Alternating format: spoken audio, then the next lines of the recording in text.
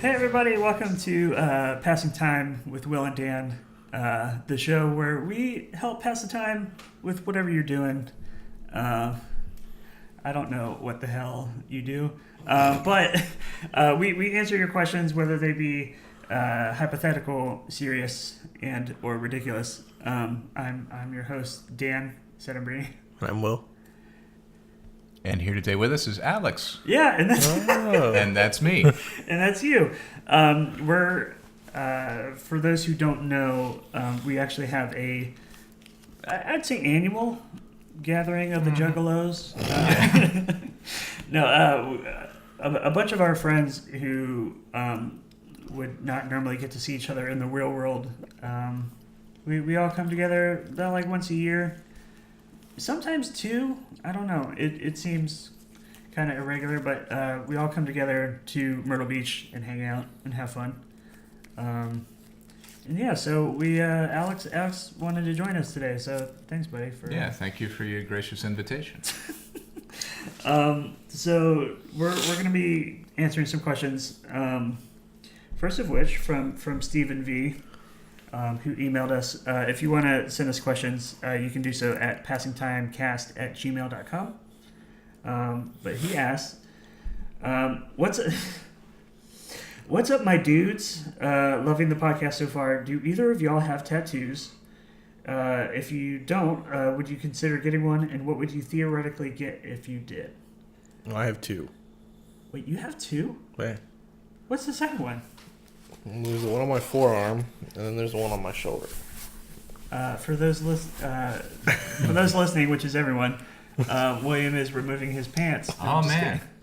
Oh, yeah. So yeah. Really, oh, yeah. I remember photoshopping that tattoo. Yeah. Wait, what? Maybe we can find that photo somewhere. Jamie, can you find that and put it up? Yeah, for the record, William just showed us his left shoulder, on which is emblazoned his right penis. Not the left one, though.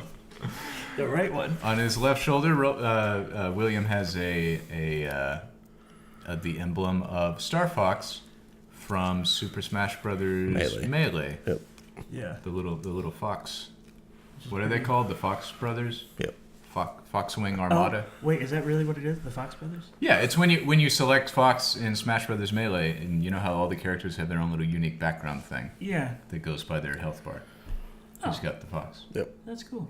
And the other one would be a little more trouble to show us, I presume. Oh, well, the other one. Oh, yeah. So, That's from a Magic card. yeah. Which one? Dark Confidant. Do you want to explain what it says? It says, greatness at any cost. It's the flavor text from a Magic card. That is cool. Yep. Yeah, it's all scripty. Yeah, the font it's in is actually another name of a Magic card. So I was going through all the fonts they have at the hotel. The tattoo shop. Yeah. That's very deep. What made you identify with this particular Magic card? Was it the flavor text itself? The flavor text, and I've always played with it. It's a good card in Magic. So, Dan, do you have any tattoos? Yeah, actually, one y'all don't know about on my buttocks. No, I don't actually have any tattoos. I don't know. The stereotypical. See the thing that's cool and what I love about tattoos is when they're like super personal and like really cool, and it what makes part of you. And so, like, I feel like the one that I would get is so like commonplace nerdy that like it's just like a cliche, and that'd be the Zelda Triforce. right. But like, I don't know. Inside of a TARDIS, stuck onto the back of a DeLorean. Yeah. Riding a hoverboard. Yeah, and then just shooting off into the sun. I don't know. But yeah, I don't know. It would just be a Triforce. It would be something small, nothing like too On my lower back. Mm-hmm. Tramp stamp, Triforce. tri-stamp. Courage, wisdom, and power to conquer this ass. Oh my god. Yeah, I've always felt like if you're gonna get a tattoo, you have to either be very like, you have to have your shit figured out. You have to. Yeah. It has to be something that has so much meaning to you that you think, I want this on my body for the rest of my life. And even if I change as a person and my interests change, maybe I won't even like this thing anymore enough to get a tattoo, but I will still want to look back on that part of my life and have that reminder. Or you just don't give a shit. Yeah, You're just like, it's cool to have stuff on my body. Yeah. Like, Well, I don't have any tattoos, and I don't know if I would, but if I did, I think I'd have to go for like a full sleeve. Really? Just like something you can really get into and just like start putting shit on your arm and, you know, have it be a regular thing where like every month or two you go back to your tattoo guy that you like and you figure out what the next thing is going to be to evolve the design, evolve your ink. Either that or a face tattoo.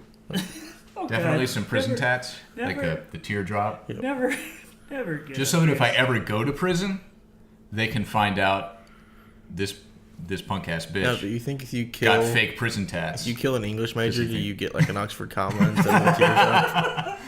That'd be good. I would do that. It would be a lot to explain. I'd probably get tired of explaining it. But. Yeah, I mean, what would you get though? Would you first get? I mean, because I know you've mentioned multiple times that Deus Ex is your favorite video game. Would I it don't be know like? if I would get anything video game related. Okay. I'd probably just start with like a naked titty lady. Because everybody's got to have one of those like somewhere on their sleeve. Internet's out. Oh my god. When I flex, they jiggle. Oh my god. Yeah, I don't know what else I would get other than a Triforce, so. But no bouncy titty lady for me, I'm sorry. I don't know. I feel like the people that just get the like most basic, like cliche shit, it's just so like, oh, you're great. You got a fucking spider on your face or whatever. I'm just like, I think the other fun thing to do instead of doing a cliche tattoo is just do something like just get like a peanut. Just get Mr. Peanut tattooed on your arm. Why? And then people will be like, what's your connection to Mr. Peanut? And you're just like, I don't know. Just wanted it on my body. What if it comes out later that he's a pedophile? They were still in the shell. That is tricky. That is tricky. I'm sure there are people with prominent Bill Cosby tattoos. Oh no! I wouldn't doubt it. That are in some trouble right now. But what is it now? Because I'm sure that they've like altered it. It's like a bulldog. They just drew some floppy ears. Go dogs! Beat them gators. Yep. Okay, so we got a question from Twitter. If you want to submit via Twitter, it's hashtag #PassingTimecast. So this is from Blaster Cater. Recognize Blaster Cater from before past episodes. What piece of art via TV show, movie, game from your childhood would you like to have remade in 2019? Okay. I don't think anything that gets remade is good. I don't know. I mean, like, can you think of anything that's like remade that's like better than the original or like just as good? Like, I don't feel like there's anything. Like what remakes are better than the original? Yeah, that's hard. It's one of those things where it's like, sure, the idea, like it's a good initial thought, but I don't know. Yeah, I mean, the remakes usually don't capture the magic of the original. So for people who played or watched the original thing, like it's not it's maybe some fun nostalgia, but it just when I play a game that's been remastered, I just like want to go back and play the original. Yeah. But I feel like it introduces stuff that to a newer generation, you know. Yeah. I don't know. Like I thought it was really cool whenever I mean, I definitely I'm not a big enough Halo fan for me to be like they should remake it for whatever. And, with Battle Royale. Yeah, with Battle Royale. No, but like whenever they did the remaster of Halo 1 where you can like press the back button and it like instantly changes. Oh, that's really cool. Yeah. I felt like that was really cool, but like you can't really do that, I feel like these days. Yeah, that's such a cool feature when they like completely resurrect the original game so that you can actually just play the original game in HD, like with the Halo where you You hit a button and it goes back and forth between remastered Halo and old graphics Halo. Yeah, no, shitty. And actually, it's shitty, like nice. It's harder to play with the newer graphics because they like add in all this detail and mute all the colors to be cool, and it's just it's hard to cluttered. I don't know. I mean, are there any remastered games that y'all would want to play, or not yet remastered games that you would want to? Maybe the Banjo games. Have they remastered Banjo-Kazooie and Tooie? They did whenever Rare, maybe, but like I don't think that they made them like HD or whatever. Mm-hmm.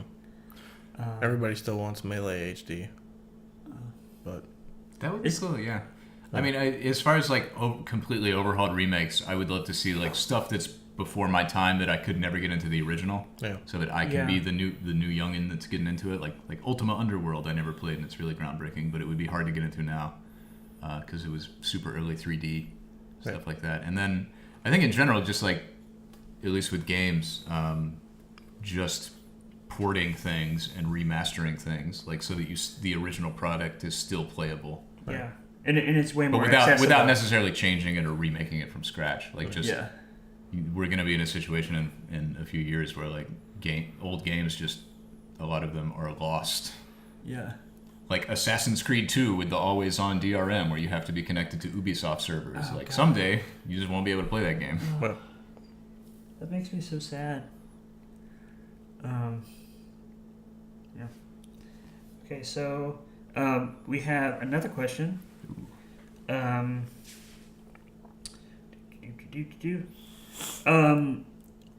don't know. I have like very little. This is from Clementine off of Twitter. Do you like any particular esport, competitive fighting games, and if so, which ones? I have like zero interest in esports. Oh. I feel like I don't know. It's not. It's a whole genre that I'm sure is very popular, but it's. Yeah. Are you into competitive games? Some.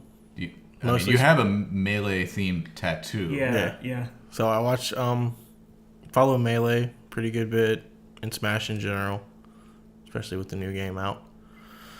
And I think the first like major Smash Ultimate tournament was this weekend, or is this weekend. Oh really? Yeah. That's kind of fun. I think if there was ever a time to get into competitive Smash, now is a great time because Ultimate just came out. People aren't sure like which characters are the best yet. Yep. They're still figuring things out. Yep. And it's weird because now like Nintendo can just patch things. Yep. That's what happened with Smash 4. It was balance changes every month and. Do they really? I wonder if the patch notes are going to be detailed because that's an issue with a lot of games. Usually they are. Especially Japanese companies, for whatever reason, they'll put out a huge update and the patch notes will just be like, several fixes and improvements. Yep. Usually people can figure that stuff out for Smash, though. Yeah. Is, I mean, because, Will, you just got a Switch. Yep. Was that like a week ago or something? A week before Christmas. Yeah. Like, have you been enjoying? Yeah. Yep. I've only been playing Smash, really, so. Okay. Because I bought Breath of the Wild too, but I'm not letting myself play it until I at least unlock all the characters first. Oh, really? Yep. Okay. It's fun. I like how they did that in the Smash, where you only start out with like 8 characters. Yep. Because it's that sweet dopamine drip where like every time you play, you're like, all right, what characters am I gonna get? Yeah, they actually recently did an update where they apparently make the characters easier to unlock or like less hard. But like even that, I find it a little difficult. Oh, I haven't had any trouble unlocking anything yet. Mr. Smash. I mean, playing it in World of Light, so I don't know how y'all guys are doing it, but yeah, I haven't. I don't know if it's easier or what, but I haven't even started that. So how do you unlock them then? If you just play versus or classic mode, like I haven't played classic. Classic is so good now. It's only like 6 stages per character, and every character has their own unique thing that's like tailored to their I'll have game to try that background and stuff. And pretty much every time you just play through classic mode, and you'll get a new character. Okay. Or also if you just do regular Smash and just like for CPU or whatever. Apparently, this is the way that Steven did it, and the way that like I did it for like a few characters, but I'm like, I feel like I'm just cheating and not having fun with this.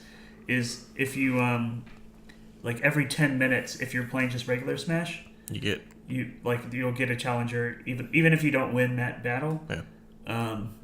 But what the game but it resets if you restart the console.